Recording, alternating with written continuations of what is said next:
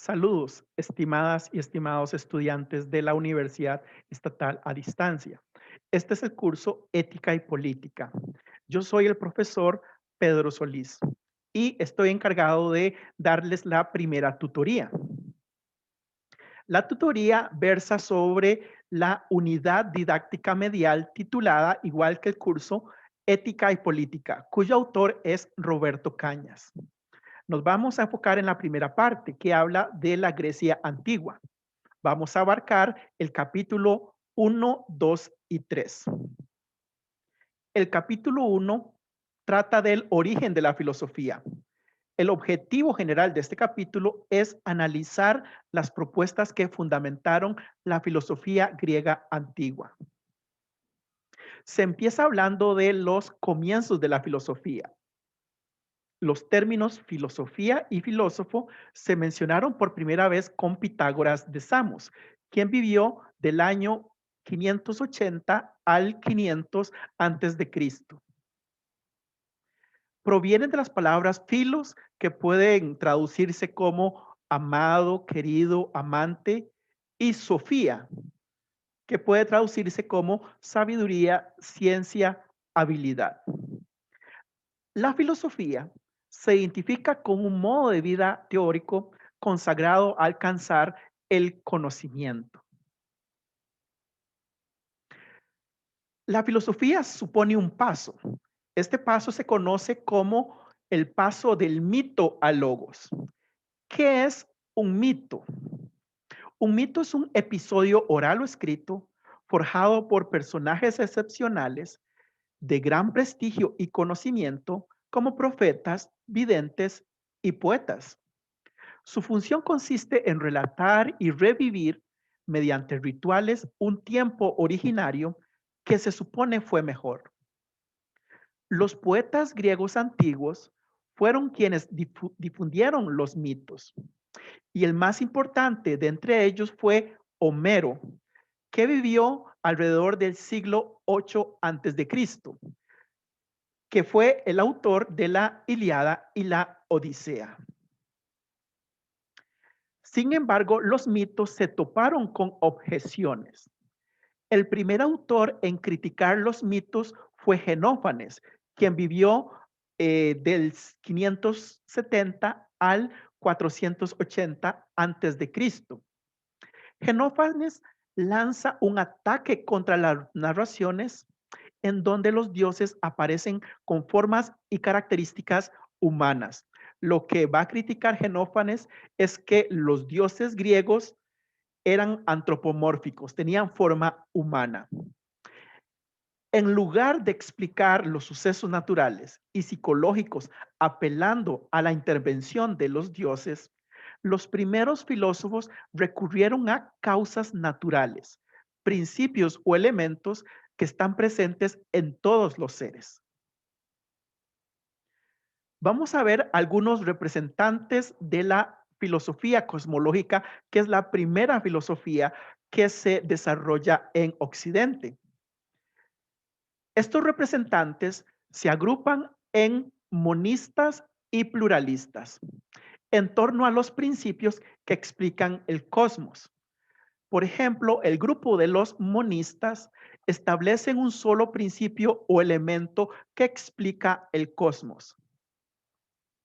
Por ejemplo, tenemos a Tales, Anaxímenes y Anaximandro, todos de Mileto, quienes propusieron el agua, el aire y lo infinito respectivamente.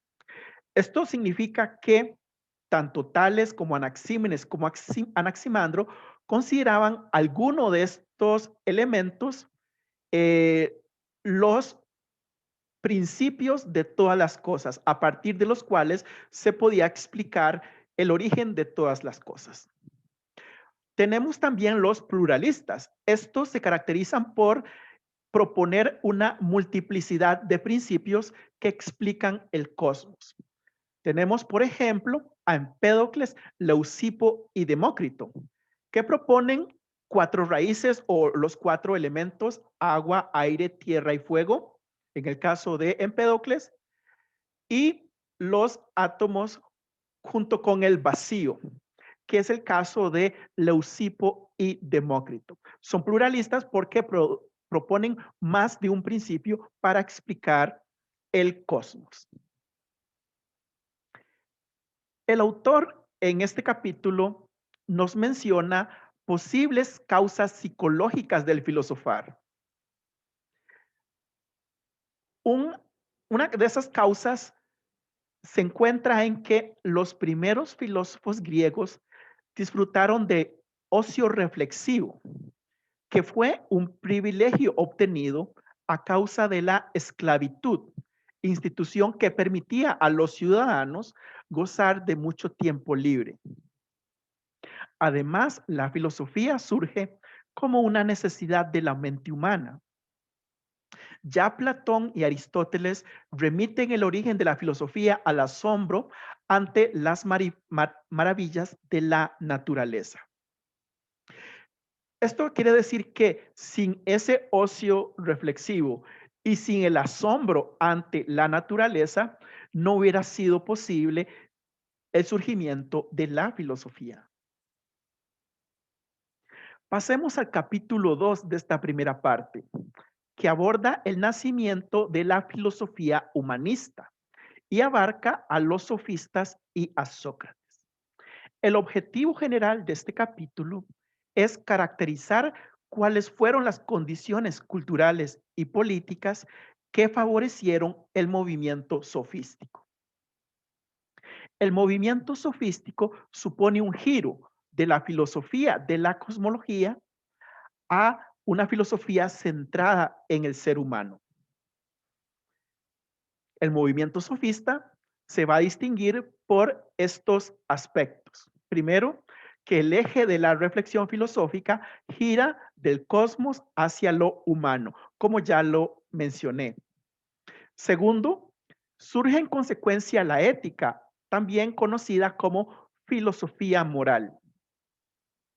Y su herramienta principal fue la retórica.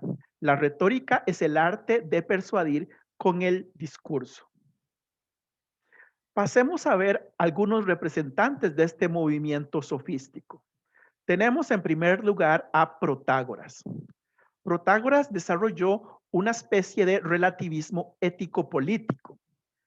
¿Qué vamos a entender por relativismo? El relativismo es la concepción filosófica que cuestiona las normas, valores o verdades que se consideran de carácter universal. Verdades absolutas, objetivas e inmutables. Esto es, que no cambian. En tanto, corriente ética y política tiene a Pitágoras, que vivió en los años 490 al 411 antes de Cristo, como su fundador, quien asume la relatividad de usos, costumbres, normas morales y razonamientos políticos. Es conocido por su frase: el hombre es la medida de todas las cosas, de las que son en cuanto que son y de las que no son en cuanto que no son. En este sentido, el relativismo de Protágoras lo que nos viene a decir es que cada cual define lo bueno y lo malo a conveniencia. Lo bueno y lo malo es relativo también a la sociedad.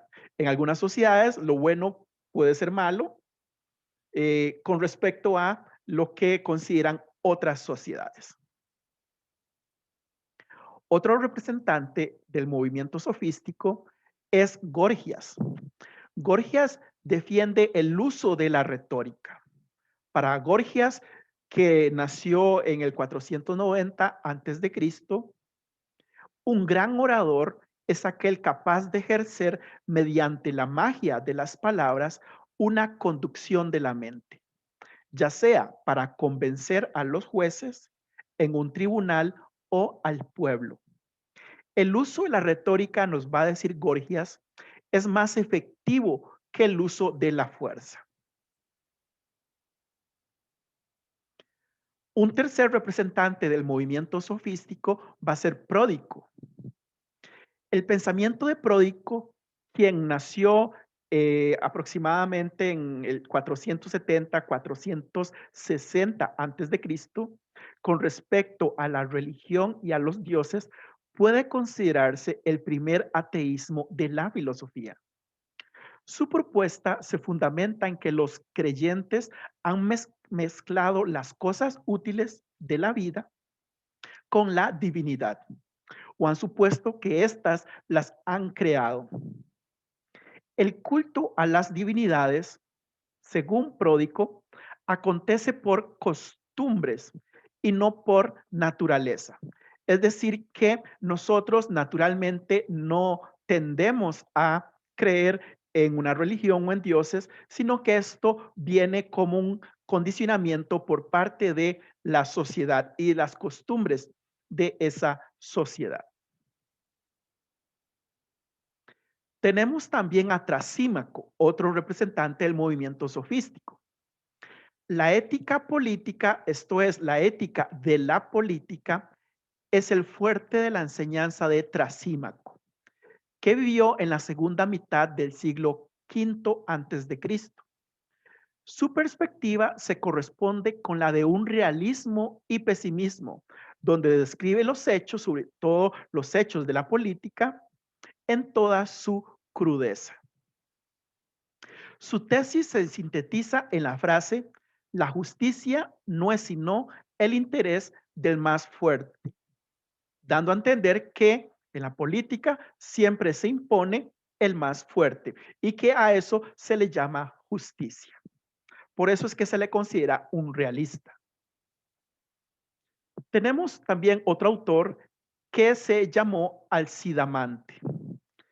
La teoría que Alcidamante, que vivió en el siglo IV antes de Cristo, aplica para objetar la esclavitud es la antítesis que él encuentra entre naturaleza y convención. Algo interesante con respecto al movimiento sofístico es que ellos encuentran que hay una antítesis entre lo que es por naturaleza y lo que es por convención. Nos va a decir Alcidamante que por convenciones, leyes o costumbres ocurre la servidumbre, no por naturaleza. De hecho, él consideraba que los dioses, o en este caso Dios, ha hecho a todos los hombres libres. Es decir, que todos somos libres por naturaleza. La servidumbre es algo que se impone por convención, sea por leyes o por costumbres.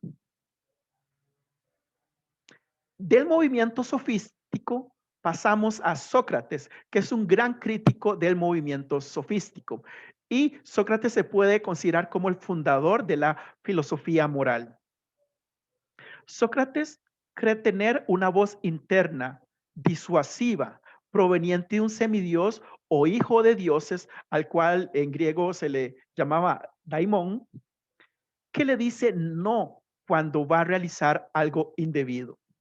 A Sócrates, que vivió del año 470 al 399 antes de Cristo, se le conoce por su frase: solo sé que no sé nada, resaltando con ello la importancia de reconocer nuestra propia ignorancia. Vale más aquel que reconoce todo lo que le hace falta por aprender que aquel que se ufana con lo poco que sabe. La mejor forma de enseñar, de acuerdo con Sócrates, consiste en formularle preguntas adecuadas al aprendiz para sacar el saber que en el fondo posee. En eso consiste la mayéutica. Es el método socrático. Hacer preguntas para que las personas intenten responder esas preguntas buscando en el interior de su alma. Para Sócrates, en el interior de nuestra alma podemos encontrar la verdad y sobre todo la verdad con respecto a juicios morales, sobre conceptos morales como la justicia, la valentía o la virtud. Pasamos al capítulo tercero de la primera parte, que se enfoca en la filosofía ética y política de Platón. El objetivo general de este capítulo es analizar la ética y la política de Platón. Platón nace en el 428-427 antes de Cristo. Es influenciado por Sócrates. Platón se cree discípulo de Sócrates. Fundó la academia, que fue un centro de enseñanza organizado como una fraternidad. Y es conocido por su teoría de las ideas. Teoría que implica que existen dos mundos, el mundo inteligible y el mundo sensible, y que el mundo sensible, el mundo de los objetos físicos, es una copia del mundo inteligible que está compuesto por ideas. ¿Qué nos dice Platón sobre el estado y la naturaleza de la justicia? Primero que todo, la ciudad-estado platónica o polis, como se le llamaba en Grecia, estarían integrada por tres estamentos sociales. Esto es una propuesta del propio Platón. El primer estamento sería el de los gobernantes filósofos. Predomina en su alma, esto es, en los gobernantes, la facultad de la razón, cuya virtud es la sabiduría práctica o prudencia. Es decir, que el gobernante tiene que gobernar con prudencia. Luego tenemos el otro estamento compuesto por los guerreros o auxiliares.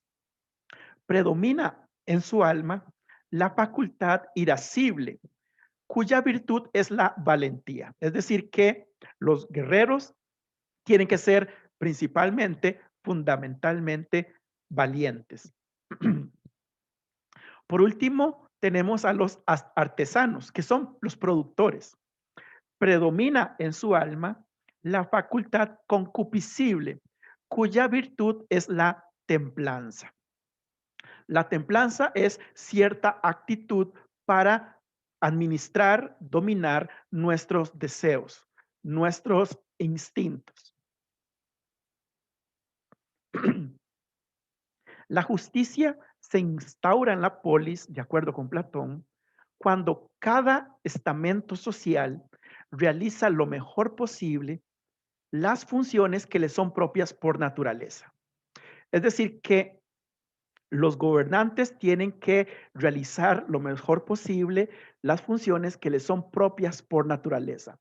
Lo mismo con los guerreros y los artesanos. Es así como se logra la justicia dentro de la polis o ciudad-estado. A nivel individual, puede haber justicia y esta se instaura cuando la razón en la cual reside la justicia, perdón, la sabiduría, sobre todo la sabiduría práctica o prudencia, se convierte en la parte dominante. La voluntad se hace su aliada y constituye la sede de la valentía. Y los apetitos obedecen a las anteriores, esto es, a la razón y a la voluntad. A ser el sitio donde se aleja la moderación. La templanza es básicamente eso, moderación. Por último, se habla de que existe una especie de comunismo platónico. Y este va a tener tres características fundamentales. Primero, comunidad de posesiones. Esto se aplica principalmente a los guardianes, quienes no tienen posesiones personales. Todo es en común. Segundo, comunidad de mujeres e hijos. En este comunismo platónico o este estado ideal, las mujeres comparten los mismos deberes con los guardianes. Ninguna mujer es exclusiva de un hombre y los hijos de todos se crían como propios. Tercero, comunidad de alegrías y tristezas. La mayoría debe gobernarse, gozarse y afligirse de manera parecida ante los mismos hechos, sean felices o desgraciados. Y es de esta manera como se conformaría el comunismo platónico. Comunidad de posesiones, comunidad de mujeres e hijos y comunidad de alegrías y tristezas. Para la segunda tutoría voy a hablar de la filosofía moral y política de Marx. Y vamos a aprovechar la ocasión para comparar, distinguir el comunismo de Marx del comunismo platónico. Estamos así terminando esta tutoría. Espero que haya sido de su agrado y entonces nos estamos viendo. Saludos.